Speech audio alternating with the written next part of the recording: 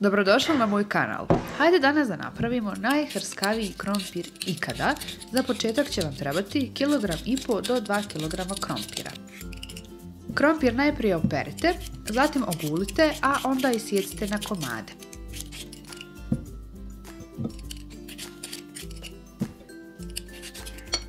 Krompir ćete prije nego što ga isječete na komade samo malo saprati vodom.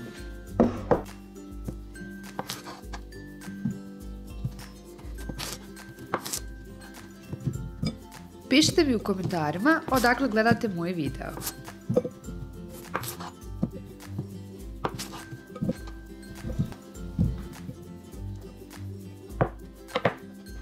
Izrezani krompir stavite u veću šerpu i prelijte vodu. Vodu sipati dok ne bude otprilike 1 cm preko krompira, zatim dodajte 1 kašiku soli i ostavite da kuha.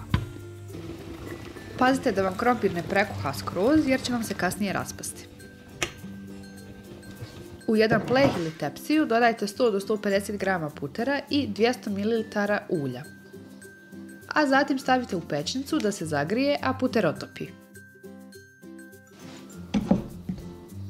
Kada je krompir kuhan, ohladite ga, a onda ga protresite u šerpi sa poklopcem.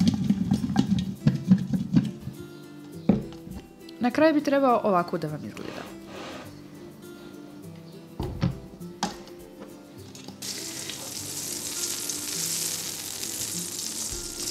U zagrijano ulje i puter redajte krompir. A vi ne zaboravite da se prijavite besplatno na kanal kako ne bi propustili nove recepte.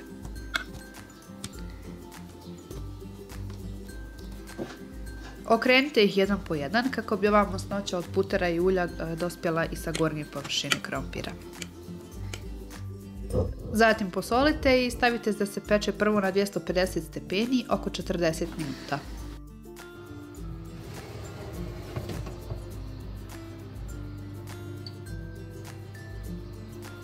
Nakon 40 minuta izvadite krompir i okrenete svaki na stranu koja nije porumenila i vratite u pećnicu da se peče još 15 minuta.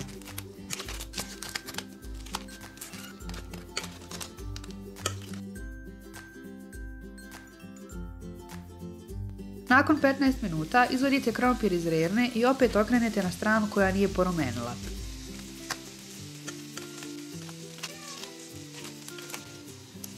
Krompir stavite ponovo da se peče još 15 minuta.